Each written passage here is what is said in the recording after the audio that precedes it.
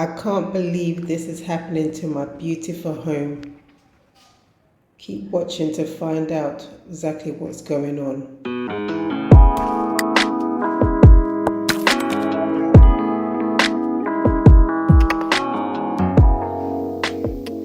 Hey guys, welcome back to the channel. My name is Patience. Thank you so much for checking out this video.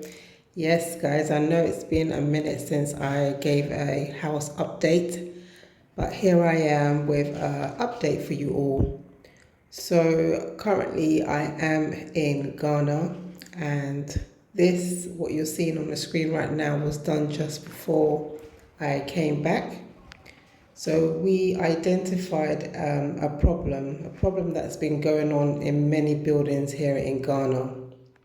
So we have rising damp, which is when moisture gets absorbed from the ground into the walls of a building. And of course, this is unwanted moisture, because rising damp can cause devastating effects to a home and destroys things like plastering, wallpaper, and eventually can erode the brickwork and the woodwork. So essentially the very fabric of your home. If left untreated, this can, result in black mold growing, which, is really not good for anyone's health. And also the falling away of walls, the walls become crumbly from both dry rot and wet rot as well. So you see why something needed to be done. And even though I was devastated to see the whole process of it getting done, I knew that it was something that was absolutely essential. So once we gave the go-ahead for the works to start, what needed to happen was the cutting away of the walls, so both inside and outside. And for now we've only done inside and half of the outside, just because of costs. We will continue the other, so we need to do the back, the two backs. So essentially my house has kind of two fronts and two backs, if that makes any sense. So we focus on the front and the insides, and it's just all the downstairs that has been worked on. Sorry guys. And just to say to my brother, Mr. Bright of the Bright and Clara channel, yes, I know you don't like when you see them cutting into the walls, but unfortunately they needed to do this. I do not profess to be an expert on any of this that was going on, but I could see that there was a problem, and myself and hubby was like, okay, we know it needs to be done, so we're just gonna have to close our eyes and get started. So a few years ago, when the tiler was doing his work for us, so the guy who did the flooring and the bathroom tiles, he did identify that we had this issue. At the time, because it wasn't that major, we kind of put a blind eye to it, and that's why we use that paint, the damp-proof paint, to put on the walls before we started doing the undree. But unfortunately that was only a superficial fix, because the problem obviously was much deeper rooted and persisted, and over time you could start seeing it on the actual walls. So this time what needed to happen was the cutting away of the plaster so that we could expose the brickwork, to use these special chemicals, so like a damp proofing course that was going to go on the actual brickwork, and then also with the plastering, the replastering, mixing it with another chemical to give that extra strength. And even though I don't know if this problem is going to go away completely, but it's we know something has to be done, and we just needed this to be fixed. Such messy work. It felt like we were building the house all over again. So once all the plaster had been broken away and they'd done a bit of a clean up, came the black chemical. So we at first we purchased one, which turned out not to be enough. And with this chemical, it cost 700 cedis. They should have focused on the inside first before then going outside, but they did a bit of the inside, a bit of the outside, and so then it ran out. And so then we now need to buy a bit more to make sure we get all the areas that hasn't been touched yet. Trust me, there were some strong words exchanged because we were like asking, why didn't you focus on the inside first before going outside? You know, the inside had more importance than the outside before the chemical ran out. Anyway, the name of this chemical is B2 Shield Emulsion, which is a weatherproofing paint. So then next, the plasterer came to plaster the walls, the section where obviously the cutting had taken place, and then the black chemical was painted on.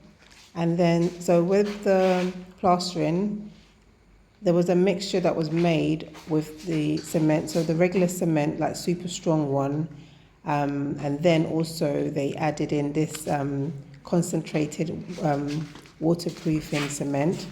And then there was a second chemical, like this, well, they call it a white chemical. The brand that we used is a Dr. Fix-It Pedigree URP. I really hope I'm pronouncing this right, but I'll make sure I put it on the screen as well so you can see the correct spelling. So this was the mixture that was used for the plastering.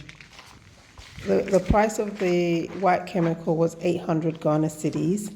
We used 13 bags of cement, which cost 98 cedis at the moment. So a cement now costs 98 cedis per bag, and that's for the super strong one. And I believe we use Gasson brand. Okay, so there you have it, guys. So I am back home at the house in Ghana, and so far they've done the plastering, and let me just show you. Let me turn the camera around. So just waiting for all this to dry properly before we get the painters to come in to do the laundry. But yeah, it was quite stressful watching them watching the videos of them doing all this. So just have to wait now for it all to get undried. So as I said before, it's like all the rooms downstairs. So it's a bit dark in the storeroom, so I'm not going to go in there. Just put the lights on.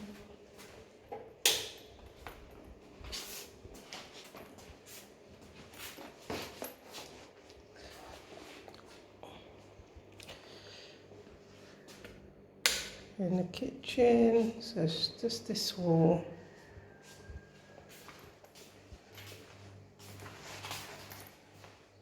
In here, this wall here was the one that was like a real eyesore.